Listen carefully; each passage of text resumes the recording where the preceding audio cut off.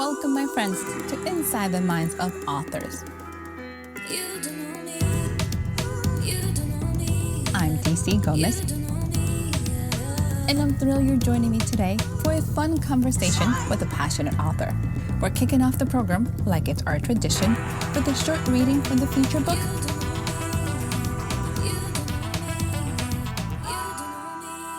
I hope you guys enjoy it.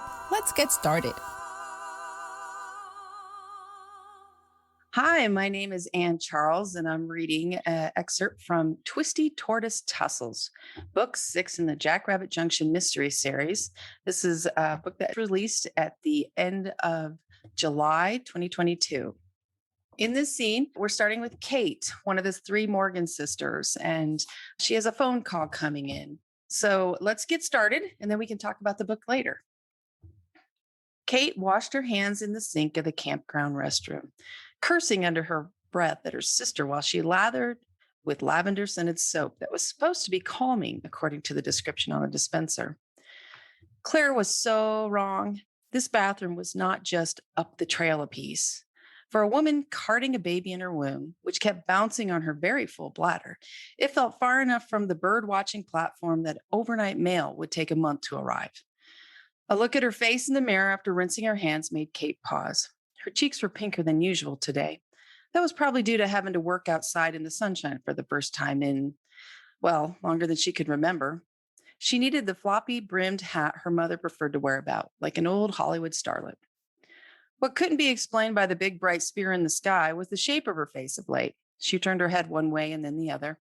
Her cheeks seemed fuller, softer, same as the rest of her pregnant body. However, contrary to what Claire claimed earlier, Kate did not have the darting and wacky eyes of a psychopath, nor was she foaming at the mouth. She leaned closer to the mirror. Well, maybe a little at the corners, but that was probably because of the dust they were kicking up back in the ravine. She scowled at her reflection while flopping her hands to air dry them. Somehow, she needed to figure out a way to get out of helping Claire build this dang birder's perch. She was never going to get to the bottom of the origin of that knife or figure out if Joe was still kicking around at this rate, especially not if she were stuck being her sister's lackey, like she'd been all morning, carting tools to and from the tool shed for seemingly no reason. If she didn't know better, she'd think Claire was trying to distract her with all of these inane tasks. But from what? Bird watching? On Kate's way back out into the midday sunshine and fresh air, her phone started ringing. Hoping it was some low-level emergency call that would require her to tell Claire she needed to leave immediately, she pulled the phone from her back pocket. The number on her screen made her stop short on the gravel drive. It was a phone number with a local area code, but not a number her phone recognized from her address book. Desperate for any reason to get out of going back to work in the ravine, she accepted the call. "Who's calling?" she asked right out of the gate. "Who's answering?" a slightly wavery female voice returned.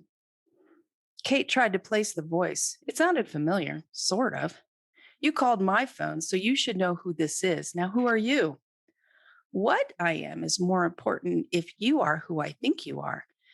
But if you aren't, then I'm of no importance to you. So we're back to you telling me who you are first." Kate snarled up at the sky. "But you called me, and I don't trust you enough to give you my name." "You're putting too much value in a simple name," the woman said. "It's not like I asked you to give me your social security number or your mother's maiden name." Kate was still trying to mentally go through all the females she knew or had met at some point who lived within this area code.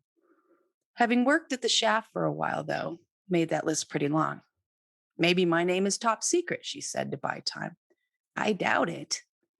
Well, there was no need to be offensive about it. "I doubt yours is either." The woman sniffed in Kate's ear. "Millie was right. You're a real pain in the keister." Millie? A light blinked on in Kate's memory. "Is this Ruth?" Ruth was a good friend of Penny's aunt, Millie. Claire had gotten into a scuffle with Ruth over computer time at the library last summer and had been banned from the place for 6 months because of it. Ruth had claimed she was attacked by Claire out of the blue, but the bruises left on Claire's arm and leg from Ruth's cane told a different story. However, that was all water under the bridge now that Kate and her sisters had come to a truce with Millie and her gang of blue-haired library cronies. "Maybe it's Ruth," the woman replied. "Is this Kate?" Good gravy. Kate kicked at a patch of grass growing up in the midst of the gravel drive. "Yes, this is Kate," she yelled. Several grayish blue scrub jays took flight from a nearby cottonwood tree, screeching back at her as they flew off. There's no need to get your dander up, girl. This is Ruth. We're on the same team, remember? Did you call me simply to test my patience? No, I have a message to relay to you. From whom? Does it matter? Kate snorted. Of course it matters who the sender of a message is. Not necessarily, especially if it's a warning. Kate thought on that a moment. Ruth had a point. Is this a warning message? And if so, a warning about what? Something to do with Ronnie? Why else would? No, Ruth said, putting a stop to that slew of questions. So it's just a plain old message then? There was a short pause from the other end of the line before Ruth replied, no, it's more like an intelligence briefing of an impending hostage situation. A hostage situation? Oh no. Kate's pulse raced from 0 to 60 in a gasp's worth of time. This had to be about Ronnie. One of the hitmen must be here. Had they already taken Ronnie? No, Ruth said it was impending. Crap. Did that mean there was still time to alert Grady? Wait, Ruth said, interrupting the shrieking in Kate's head. Did I say hostage? Yes. Ruth giggled. My mistake. I meant hostile. Kate blinked, feeling like she'd fallen off the back of a wagon and had the wind knocked out of her. So it's a hostile situation, not anything to do with a hostage? That's right. She pulled her phone away and cursed in the other direction. When she returned to the call, she told Ruth, there's a big difference between those two situations. Not if the hostile situation ends up with someone being taken hostage. Ruth, Kate said between gritted teeth, what's the dang message you're supposed to give to me? Hold on a minute. Now what? I can't remember why I called you. Kate's shout of laughter spurred a bark fest from two dogs at some nearby campsites. You're kidding me. It's your fault, Ruth shot back. How is this my fault? You're the one who called me to deliver a message. And I would have delivered it already if you hadn't been such a bonehead about giving me your name. Kate flipped off the phone. You should have written it down first. And leave an evidence trail? Come on, child. Do you think I don't know big wood from kindling at my age? Kate wasn't sure how to answer that. Now shush up for a second and let me retrace my steps. And that is a little bit from Twisty Tortoise Tussles.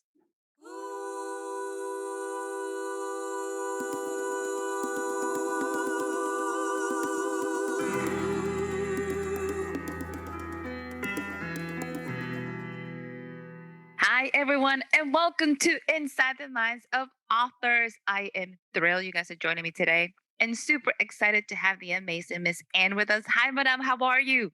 Hi, I'm doing great. Thanks for having me this morning. I am thrilled you are joining us and you are covering one of my favorite topics. It's all about mystery today.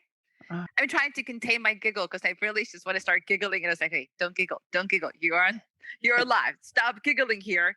So let's jump right in. This is book 6 in this series. I need to know, what is this series about? And how do you have this poor pregnant woman being harassed by this crazy old lady? What is going on here?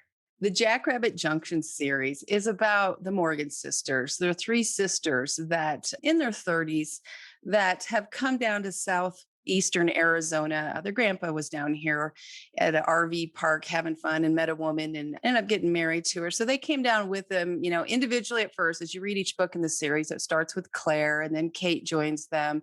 And then Ronnie, the oldest, comes and they each have their crazy problems. They're the kind of family that it's not perfect. It's not, this wonderful, amazing, great family type bond, but they are sisters and they do stick together.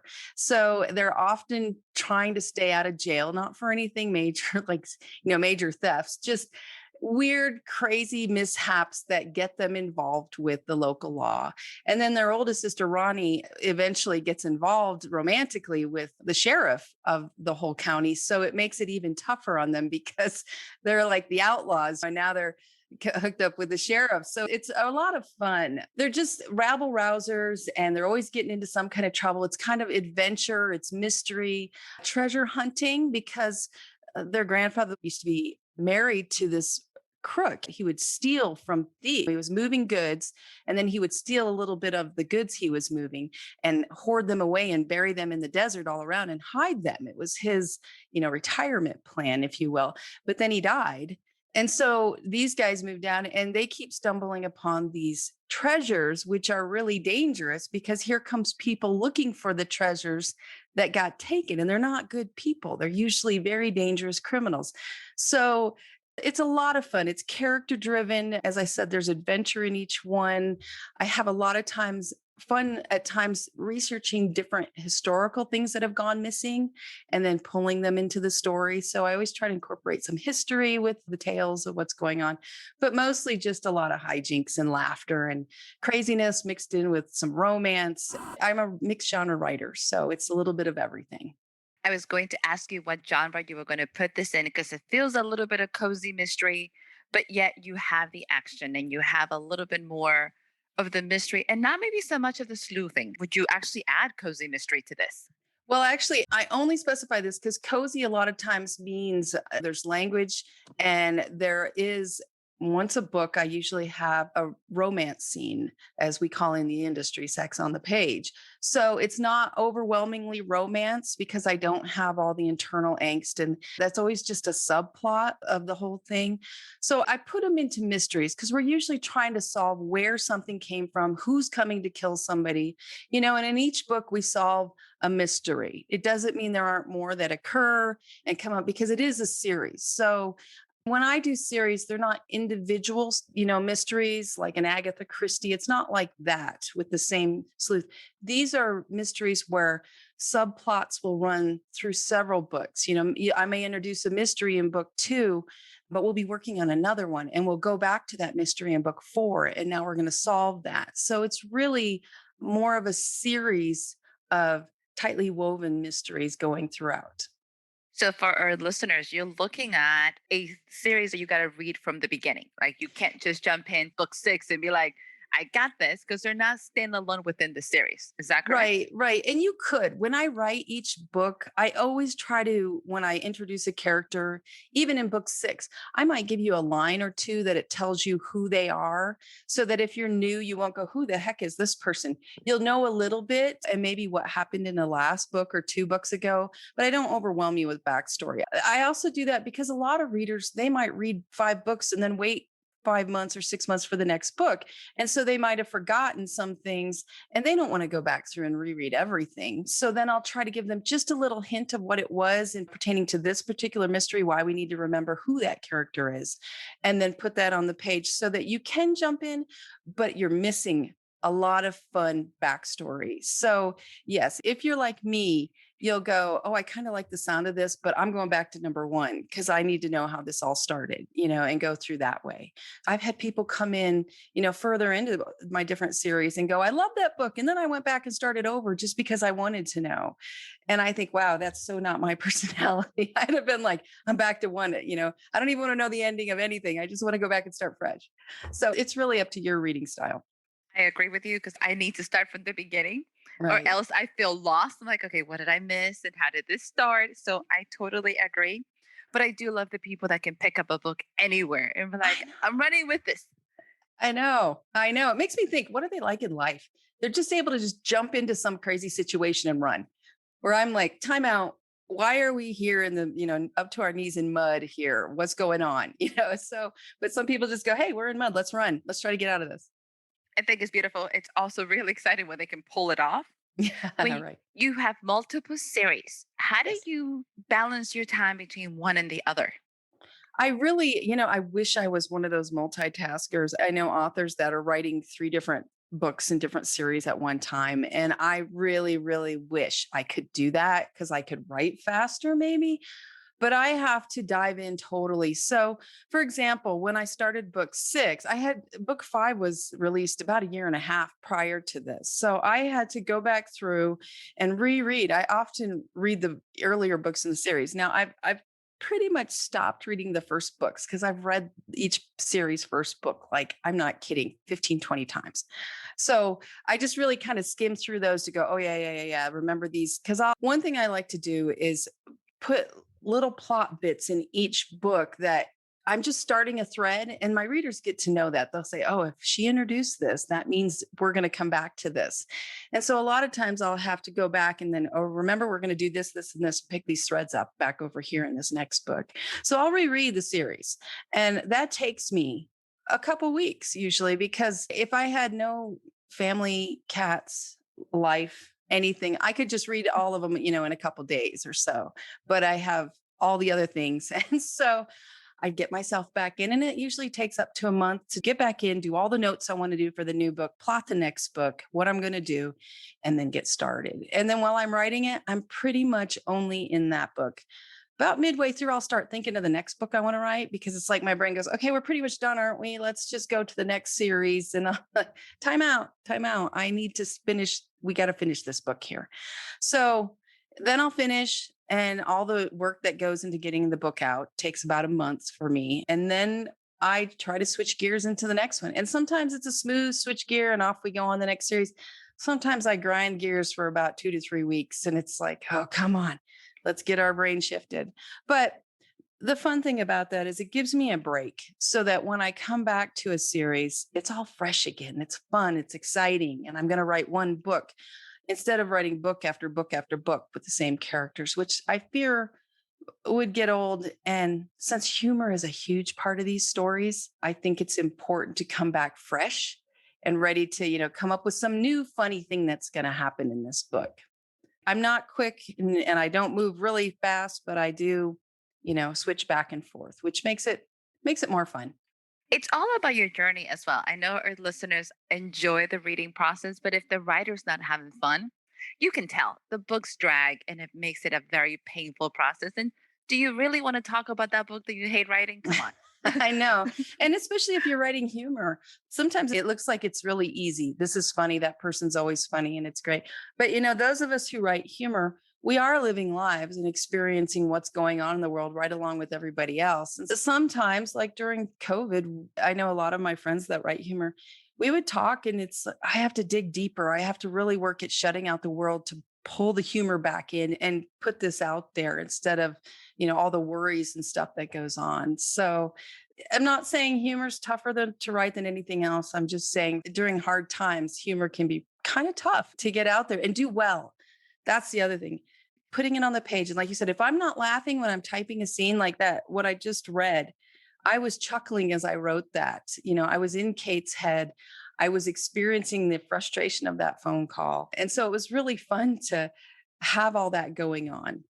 I love that she goes in these random tangents. Like she's ready to have world domination fixed. And she's like, I forgot the message. I'm like, wait, you forgot the message? She's like, are you serious? All that. Yeah. To get to that. And then she forgot. And then she's like, it's your fault for talking. But that shows how much you were in her head and how much it takes to create a scene that A, is realistic. Because we have to feel her pain. We have to feel the fact that she's frustrated, because I would have been frustrated. Yeah. And then laugh about it as well. So I appreciate that you take that very seriously and understand how much time it takes to get into that zone of writing humor. So it's beautiful. Do you stick to a lot of humorous books, or do you actually switch between humor, drama? What do you normally preferred? You mean with reading or writing? With your writing. Then you can tell me about the reading. reading, most of my series have humor as a strong element. And I think that's just in writing, we call it our voice. But that's what comes out of Anne Charles, is it's almost always going to have some humor. Now, that doesn't mean I have some supernatural series like the Deadwood Mystery series that have fear, horror and scary stuff mixed in. And there's a lot of tension sometimes and nail biting. But yet there's humor, because I've had, like many people, I've had things going in my life that have been hard growing up through and living. And I've always fallen back on humor to get through troubled times. So I think that's why I lean towards humor so much in my stories, is it helps you take a hard situation and swallow it anyway and just go, okay, I can do this. I can keep going. I'm going to laugh through this. And maybe I'm not laughing too hard right now, but in 6 months, I'll look back and really laugh because I made it through. Really lean towards that. And then in reading books myself, I like historical romances, which really aren't often humor filled, but I just love going back to a time period. But I do like a lot of contemporary as well. Westerns, horror, I watch movies. Science fiction is one of my favorite movie genres. I'm always looking for a new sci-fi film. So it's really all over, which is probably why my books are multi-genre, because to refill my creative tank, it takes a bunch of different kinds of genres to fill it back up. Sometimes I don't want to touch a romance. I just want something funny or something scary. And other times I can't get enough of different romantic movies that I need to refill. So I listen to that and I try to fill, it must be that bucket's empty, I figure. So let's fill that bucket and then we can hit the page again. I love that you are as diverse in your own preference as it is in your writings. I have some friends that actually only write things that they don't read. Like they try not to read the things that they're writing so they don't get those influences on their page. Right. I'm also a believer that I read and I write what I like. So I'm with you. I enjoy the diversity. How Right. long have you been writing? I started in the mid 90s. Before I had kids, I was in my first marriage and I had been reading a couple romances and I didn't love the way they were the short little ones. And I didn't like the way they were ending. It wasn't that there wasn't a happily ever after. It wasn't the happily ever after that I wanted to see on the page. And so I thought, quit complaining and write your own story then and write what you want. And then maybe you'll enjoy it. So I did. And it was bad. I still have it, but I did write the whole book. And I actually polished the first few chapters and I sent it into one of the big romance publishers. And they were really kind and said, no, thank you, but don't give up. We think you have talent. Don't give up yet. And I took them serious, whether they meant that or not. And I kept writing. And it was book 5 was the first Jackrabbit book, Dance of the Winnebagos, but I still didn't publish that right away. I did get an agent.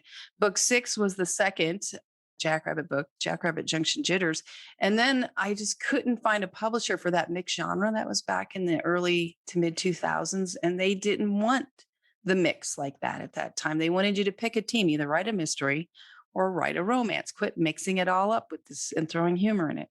But I couldn't. I just couldn't. This is what came out. And so I wrote the first Deadwood mystery series, Nearly Departed in Deadwood. And that got more attention from one of the big publishers and it made it up through the whole chain. And then they rejected it at the very end. The marketing department said, no, we don't have an audience for this. And that kind of irked me is a nice way of putting it. I was like, oh yeah, I think we do. Because it had won a couple of national awards by then. So I thought you don't win national awards with a story unless you've got something that's worth a try. And so I formed a small publisher at that time with a partner and we published it. And I did that for a few years, but man, it's really hard to be an author and a publisher of various authors. So I ended up leaving that and walking away and just going into straight author. Luckily, I'd written a contract. I had all my books still. I owned them all so that I didn't lose anything. And I just left that all with my partner and took my stuff and went and kept going. And that's where I've been since 2015, just going on my own. So I don't even know why I'm going into all this. See, there's another tangent, just like my character, right? But I just kept going. So there, now you know the history. I think it's perfect because that's really how we wanted to discuss it. You have experience in so many different fields that most authors or aspiring authors would never even think about it. I love the fact that you started a publishing company and you understand this is a lot of work if you're trying to do it both. It really is. And one of the great things about doing that, because it wasn't just my books, we had other authors, wonderful authors. We were publishing their books. Part of my job was publishing it, uploading it, doing that part of the work, as well as marketing them. And so I really learned a lot about, I had already studied tons of marketing, but I learned even more about marketing from a publisher's point of view. And I understood, I know a lot of authors complain about my publisher's not doing enough. I was on the other side of that. And so I was busting my buns to help this person get their stuff out there. And there were oftentimes I would not say, but I would think back, what are you doing? Because I know all the work I'm putting into getting marketing for your book. What are you doing to help me? And so that was a real wonderful thing for once I left, all that experience came with me. So, and I had no one to blame. If the book wasn't doing well, it was because of me and my marketing. So I really had to step forth and market my books and do it all and get the ads and write the copy and do all that kind of stuff, which isn't easy. But I think it really helped me to have a more well-rounded mindset going forth. And I would go to writers' conferences and hear people complaining, and I would just sit there, authors complaining, and keep my big mouth shut because I was like, don't say a thing. But I really listened to them. And again, it helped. Okay, as an author, I need to be doing this now, and it helped me in a lot of ways. I have print books that go through different distribution channels than I think a lot of indie authors do because I'm not afraid to go forth. I understand you're selling, how to get a book into a place and work with them on how they want it rather than, well, I want to do consignment. No, I do it like, for example, I have several stores that carry my books and they're wonderful, but they buy them up front at the discount, the huge discount, so they can sell retail. And this is how we run the business. And so I don't expect them to sell. And yes, sometimes I buy back. If they're not doing well, I'll say, I'll take those books back from you. Don't worry about it. So yeah, it really made me experience so much from a different perspective and helped me, I think, be a better business person and marketer going forward. You have a whole understanding of the business from cradle to grave, from Right. all different angles, and you can appreciate a lot of the differences that come to the table because you appreciate in bookstores. And Right. sometimes as authors, we take for granted that hey, it's a business. They Right. do have a lot of things to carry on. So it is probably such a refreshing opportunity for business to say, okay, I'm not talking to an indie author who's just starting out, but I'm talking to a businesswoman who understands the struggles from all sides and is able to accommodate those things. And I think that's amazing. Right, right. One of the things we'll say to the stores is, what can we give you that will help you? What can we give you to help you move these books? How can we do this? And again, when I bill with an official looking invoice and it has, net 30 or net 60, depending on what we've agreed upon. So I really try to pretend I'm just like any other vendor they might deal with rather than, here's my babies and please sell my books. No, here's this product. Let us know how we can help you move it. And at Christmas, we give gifts to these vendors, special gifts to those who carry the book. So treating it like I am a publisher, an official publisher, rather than I'm the author of these stories. And then when I go to town where they're at, going in and always signing stock there and then talking to them and bringing them little gifts, whatever I can do. It's all part of the package, I think, that makes stuff sell and work with people. And if you think about it, those businesses are your frontline sales folks. They recommend your book to people, you move stock faster, which is, what you want. Those are amazing tips for anybody listening who is considering how do I get into a store? Make those connections, become a real vendor, real person, Right. not just somebody who's sending an email because emails get lost so quickly. So Right. I love your technique and I love the fact that you're making these connections all the time. So it is beautiful. So, sweetie, tell us, what are you working on now? Because this book is dropped. What do you have going on? So my husband and I have a series we write together called the Deadwood Undertaker series, and it's a prequel series to the Deadwood Mystery series that we have. So he and I co-write these stories together, and he starts it. I mean, we brainstorm, and then he writes the first drafts and puts together these amazing stories, and then I come in and do little bits. One of my things that I'm a Virgo, and I am really good at being anal about following threads and all that kind of stuff. So that's one of the things that I like to do is go through the previous stories and then make sure we've got everything perfect. The threads all come through, we add more, do that kind of thing where his is the creative brain just dropping, putting all this great stuff out there. So we work together. And instead of sometimes when people write, one person writes one scene, another person writes another, and you kind of go like that. But we really blend our voices together. We wanted that you can't really tell one from the other who wrote what. It's more like singing in harmony kind of a thing than singing solo, each of you singing different parts. So that is what we're working on, book 4 in that series, and it's called The Backside of Hades. And that series is a mix of historical, Western, supernatural, and humor, of course. So it's a real big blend. But what's fun is that if you get to know the Deadwood Mystery Series world or the Deadwood Undertaker world, this is the Undertaker world is what happened back in the 1870s during the gold rush time and all the supernatural stuff going on and who was handling it and what was going on.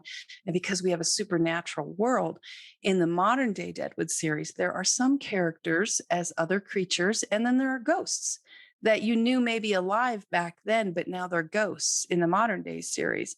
So I had written up to book 9 of the modern day series when we started the Old West version of it, the prequel.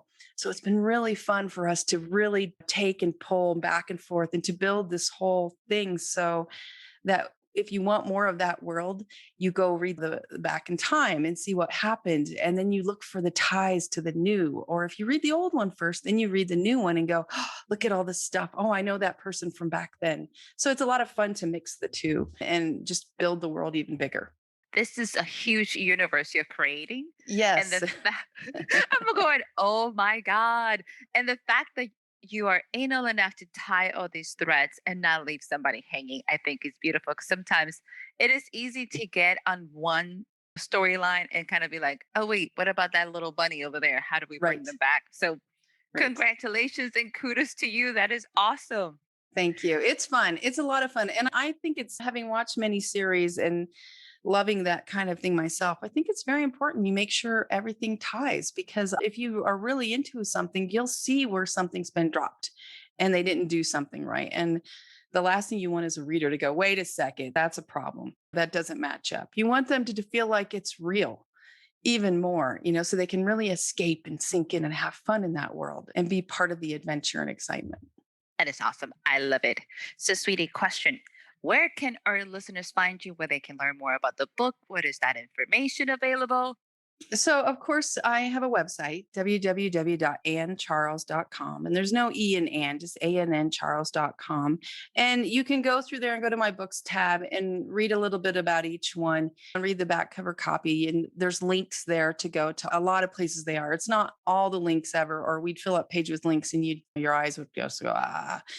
But you can find where it's at. And I'm on most major retailers. I did run Jackrabbit for a while, for a year on Kindle Unlimited, but it's back wide again. So most all our stuff is wide, and we have not just ebooks, we have print books available. Print books you can order through Amazon and other places, but also we have a company store where you can order right from us and we'll autograph. And if you want a special autograph, happy birthday, mom, we can do stuff like that. So you can order that from us. You can order ebooks from us or all the retailers.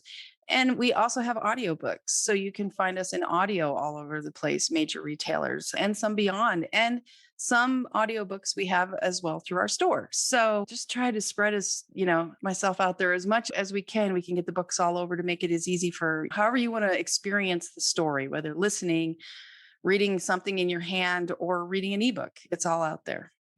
Ooh, it is awesome. And our listeners can find you anywhere. So, madam, Yes. I could chit chat with you all day. Are you ready for the lightning round? Oh boy, I think so. I probably should have had a second coffee, but I think I can do it. Well, super easy. Don't think too hard. I think you answered question number 1. So let's see how you do. Coffee or tea? Coffee. That's what I figure. Pancakes or waffles? Waffles, all those little holes can hold so much syrup and good stuff. Yes, they can. I've been wondering. I'm like, that was a brilliant idea. City or country? Country. Summer or winter? Winter, I like to wear a lot of clothes and bundle up. Summer, you can only take off so many clothes till the neighbors get upset. I completely agree with you. That's on point. Here's a little different. Let's see how you do. If you could be any Disney princess, who would you be? Oh boy, that's tough. I have to think back to Disney movies. My kids are in their late teens, so it's been a long time since I've watched a lot of Disney movies. Was it Mulan who was kind of a kick butt Disney heroine that she was a fighter? And yeah, I remember watching that thinking, wow, I really like what they're doing now with Disney princesses. This is fun. She went from being just a little girl to having to become a warrior and saving the kingdom. So Mulan is one of those beautiful transitions that Disney did really well. It's like, nice job. Yeah, that's who I want to be.